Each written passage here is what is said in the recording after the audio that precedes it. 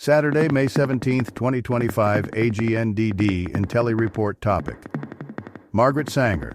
Please pardon any visual and informational inaccuracies in this entirely AI-generated Wikipedia-sourced video article. Margaret Sanger, born in 1879, was deeply influenced by her father's progressive views and her mother's hardships.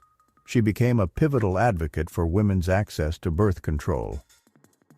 Margaret Louise Higgins Sanger, born on September 14, 1879, in Corning, New York, was influenced by her father, a free-thinking socialist and agnostic. Her parents, Irish immigrants, faced hardships. Her father served in the Civil War and became a stonecutter, while her mother Anne had 18 pregnancies and died at 50. Supported by her sisters, Sanger attended Claverack College and nursing school. She married architect William Sanger in 1902, had 3 children, and battled tuberculosis while living in Hastings-on-Hudson. Her early life was shaped by her bustling family and her father's progressive views. In 1911, after a fire, Margaret Sanger and her husband moved to New York City, joining the bohemian and socialist circles of Greenwich Village. As a nurse, Sanger witnessed the struggles of working-class women facing frequent childbirth and dangerous self-induced abortions, exacerbated by the Comstock Act's restrictions on contraceptive information. A pivotal experience with a patient named Sadie Sachs motivated Sanger to advocate for women's access to birth control. She wrote candid columns on sexuality and launched the Woman Rebel newsletter, challenging censorship and promoting contraception, believing that liberating women from unwanted pregnancies was essential for societal change. Margaret Sanger faced the Comstock Act, which banned contraception information, as her first hurdle in educating women about birth control. She deliberately violated the act by mailing her newsletter, The Woman Rebel, leading to her arrest. While awaiting trial, she wrote the pamphlet Family Limitation, detailing contraceptive methods. Fearing imprisonment, she fled to Canada and then England, where she refined her birth control advocacy. Influenced by Havelock Ellis, she expanded her strategy to include enjoyable sex. Upon returning to the U.S., Sanger's trial was dropped, avoiding martyrdom. Her husband's arrest further highlighted birth control as a civil liberty issue. Margaret Sanger, a birth control activist, opened the first U.S. family planning clinic in 1916, inspired by European contraceptive methods. She faced legal challenges due to restrictive U.S. laws, resulting in her arrest and conviction. Her sister Ethel Byrne also faced legal consequences and went on a hunger strike.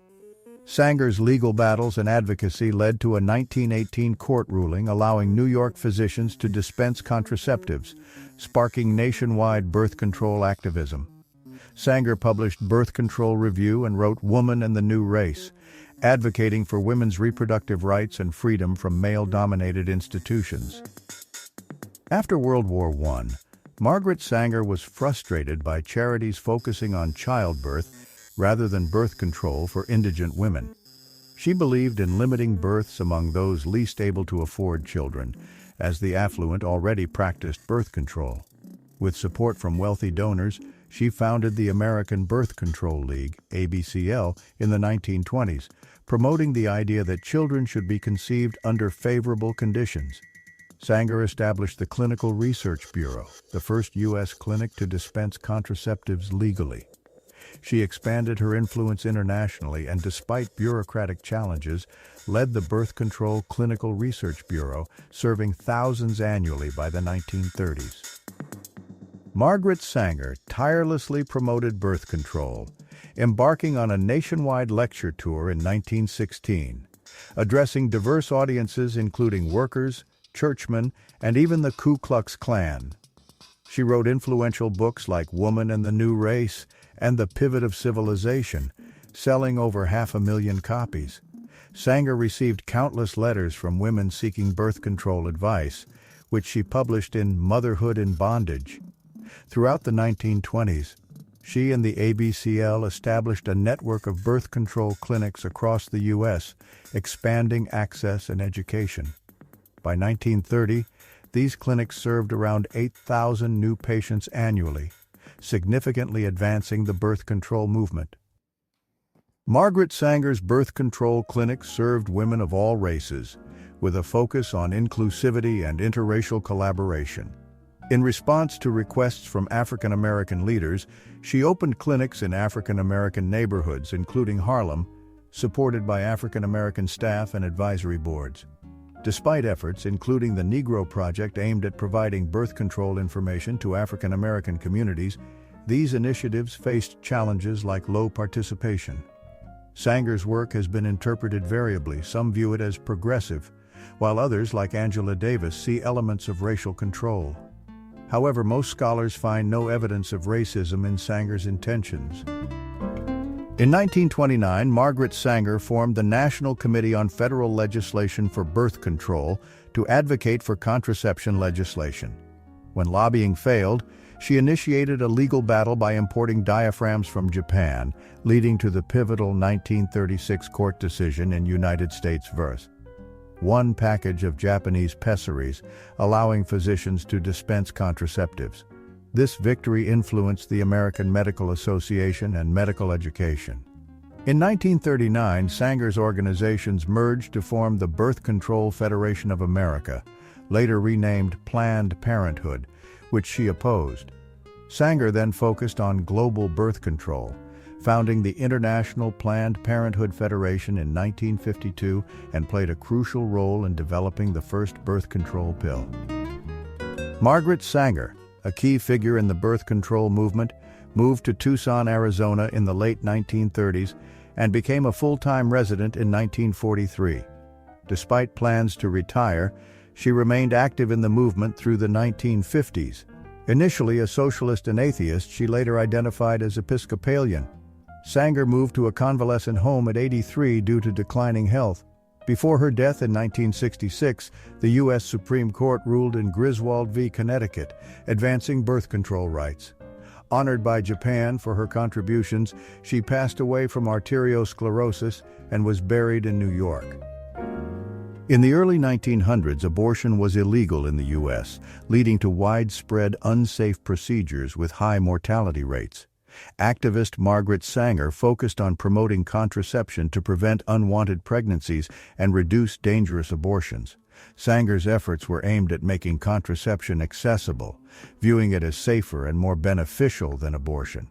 Although she publicly condemned abortion for family limitation, she privately considered it ethical as a last resort. Her work laid the foundation for the reproductive rights movement, which later included the push to legalize abortion. Planned Parenthood, founded by Sanger, did not offer abortions until 1970. Advocates for birth control like Mary Dennett and Margaret Sanger used different strategies to promote their cause. Dennett worked within the legislative system, while Sanger treated it as a free speech battle, deliberately breaking anti-obscenity laws to provoke legal challenges. Sanger's activism included writing censored columns, publishing The Woman Rebel, and engaging with the Free Speech League for support. Despite opposition from the Catholic Church and local officials who often barred her from speaking, Sanger used these moments to garner public sympathy and attention. Her arrests and censorship attempts only amplified her message and the birth control movement. During the Progressive Era, 1890 to 1930, eugenics was a prominent social reform movement in America, supported by intellectuals and funded by corporations. It ranged from racist ideologies to altruistic goals of improving human health. Margaret Sanger, a birth control advocate, found common ground with eugenics to promote contraception. She associated with influential figures who supported eugenics, though her genuine belief in its principles is debated. Sanger used eugenics to legitimize her birth control efforts, publishing related articles and a book, The Pivot of Civilization, to align her movement with the scientific and popular eugenics discourse of the time. Margaret Sanger, a birth control advocate, aligned with eugenic goals to reduce the number of unfit individuals, which included those with mental and physical deficiencies. Initially, she promoted contraception over sterilization, diverging from mainstream eugenicists. After the 1927 Supreme Court ruling legalizing involuntary sterilization, she supported voluntary sterilization and, in limited cases, involuntary sterilization for parents unable to manage fertility. Sanger's feminist perspective emphasized individual choice in family planning, contrasting with eugenicists' preference for state mandates. While not targeting specific ethnicities, her collaboration with eugenicists inadvertently supported racist causes. Her efforts were largely unreciprocated by the eugenics community. Margaret Sanger significantly advanced women's well-being through family planning, making contraception legal and accessible in the U.S. and globally. Her efforts established family planning clinics, influenced medical education, and led to widespread use of Planned Parenthood services and birth control pills.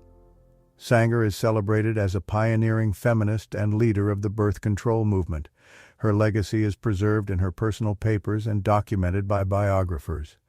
Honored by Martin Luther King Jr., Time magazine, and various institutions, Sanger's impact is commemorated through awards, landmarks, and historical designations, highlighting her enduring influence on reproductive rights and women's health. Since the legalization of abortion in 1973, Margaret Sanger has faced frequent attacks from abortion opponents, often involving falsehoods or misattributed quotes. These include claims that she was racist, supported abortion, sympathized with Nazis, or aimed to suppress the African American community. To improve relations with minority communities, Planned Parenthood distanced itself from Sanger starting in 2015 by removing her name from awards and clinics and repudiating her eugenics advocacy. Critics like Katha Pollitt and Ellen Chesner argue that Planned Parenthood's actions were a response to anti-abortion pressure rather than a reflection of Sanger's true legacy. Margaret Sanger's relentless advocacy laid the groundwork for reproductive rights, transforming societal views on birth control and empowering generations of women to take control of their own destinies. Thank you for watching this AGNDD intelliReport, dear viewers. Like, subscribe, and click the bell button to get notified during new uploads.